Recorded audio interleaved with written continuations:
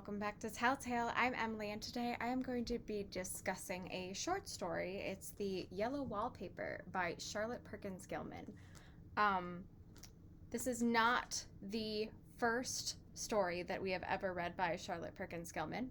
We have read Herland and the like. And she was a really interesting person. She did a lot of social commentary on how women were treated back in her day. She really was just a fascinating person. I definitely suggest that you Google her and look at her biography. But she ended up passing away in 1934. She took her own life because she had terminal cancer and just decided she wanted to die on her own terms and not, deal with that. So really interesting, very strong-willed person. Um, so The Yellow Wallpaper is a really interesting story because, again, it is a social commentary on how women were treated. And to give you a brief synopsis, this woman, who is a doctor's wife, has a nervous disorder.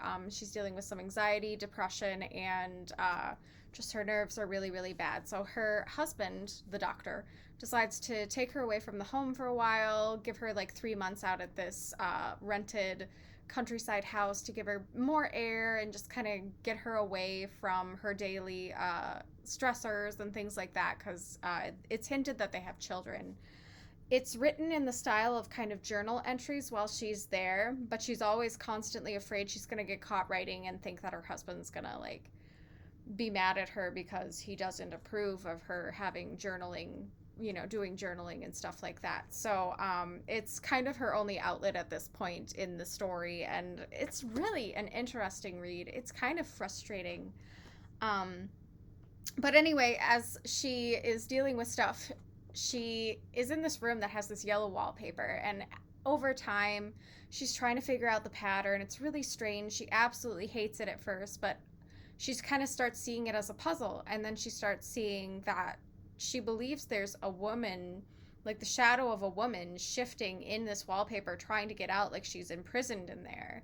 So it's this entire like kind of downward spiral as she's trying to figure out, and like this wallpaper literally is driving her crazy.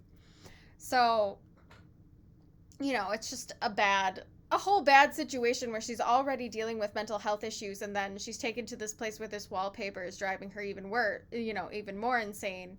And like she's noticing it's shifting and doing all this weird stuff, and then eventually she just falls into a psychosis that's really, really interesting. I don't want to give it all away. Definitely worth a read. It is Charlotte Perkins Gilman's most famous short story work. So yeah, it's just really interesting because this entire time through the story, like I found it frustrating to read because this doctor just doesn't know his ass from page 8. He knows shit about women's health, especially mental health, which speaks entirely on how dismissive we are today even about mental health, not just with women, but especially with women. But with all people, where it's just this taboo thing that we think, oh, they'll be fine if we take away the stressors. In the book, the main character is actually really more depressed because she's been taken away from what is considered her stressors. They're actually her kids, who are probably her whole life, and the house she wants to manage, and like she's basically rendered useless. So it's almost like her husband's loving her into infirmary.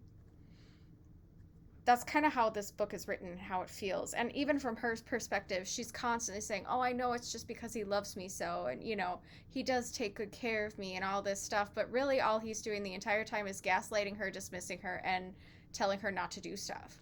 He's rendering her completely bored and useless, which if you have mental health issues like myself, the worst thing for you sometimes is not being able to do anything. Even if you have the energy to do it. Like, of course, mental health, like depression and stuff, makes you sometimes very tired.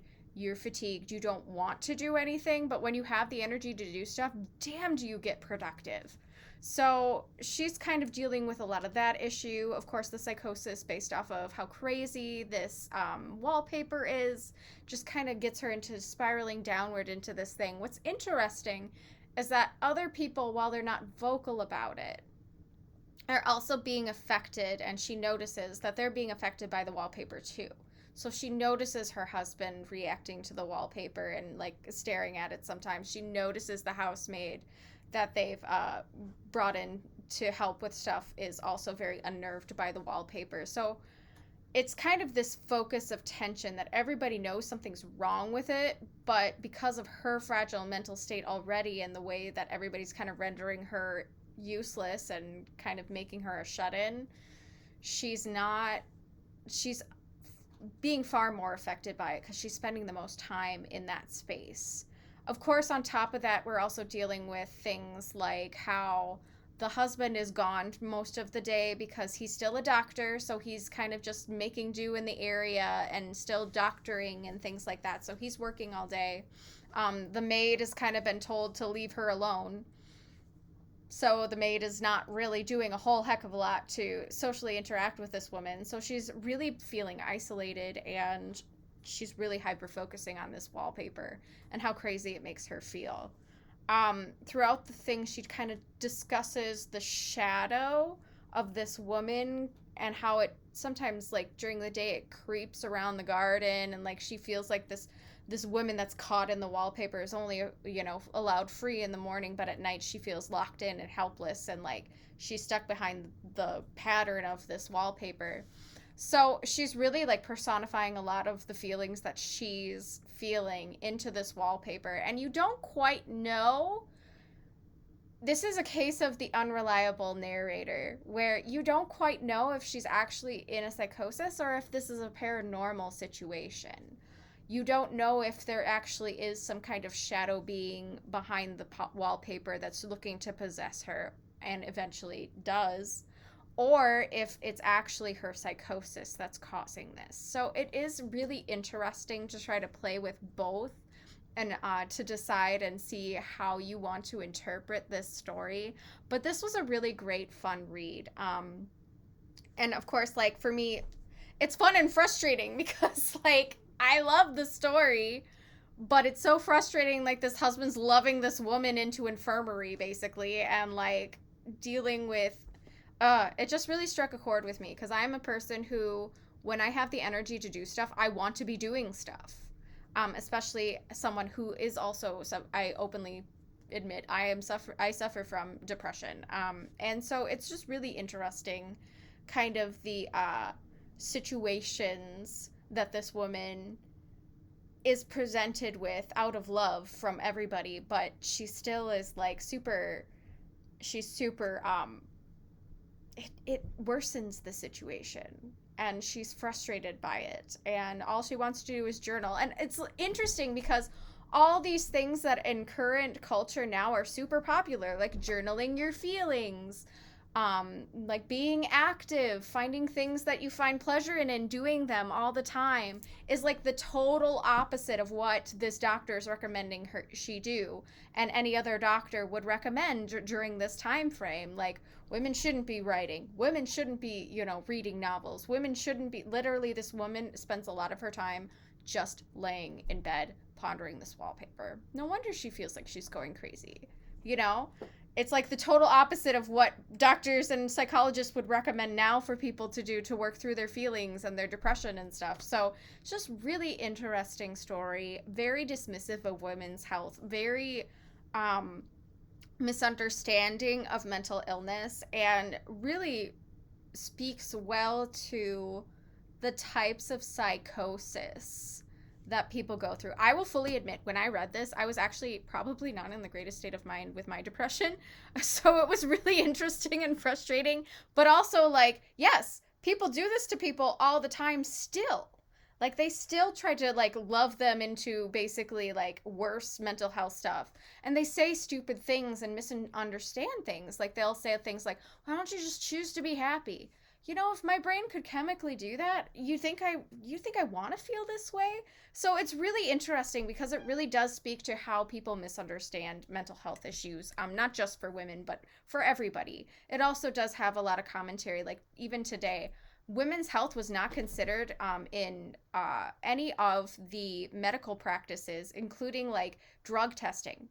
Women's health, like drug testing, women were not brought into drug testing trials when they start putting prescriptions on the market until the 90s. Late 80s, early 90s is when they finally started doing that. So, I mean, there has been a huge issue with understanding women, mental health, drug testing, that kind of stuff. And this really speaks, I think, to that, how it was dealt with in the day. Doctors just kind of dismissed it and said, give her some time off. What if that didn't work? Give her more time off. Like, what is that going to do for her? Nothing. She's just going to be on vacation from her life the whole time. That doesn't help a person who is, especially when they finally have the energy for productivity. So, really great read, super great for I think women's health, mental health issues, things like that. And I just really like this story because you don't know if it's a paranormal or a mental health thing for sure.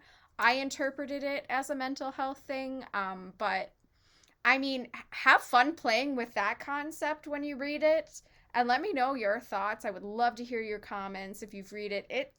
I read this in 15 minutes. It is a really quick short story, but there's a lot to unpack. I probably could read this several more times and come up with more stuff to discuss.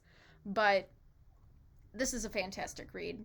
So, I liked it. It was really great. I can't wait to read the rest of the short stories in this work. This is the version that I got, the Oxford World Classics version. So, I really like this one. I love the cover. But yeah, really great story. Can't recommend it enough. And I will see you guys next time. Like and subscribe. Bye.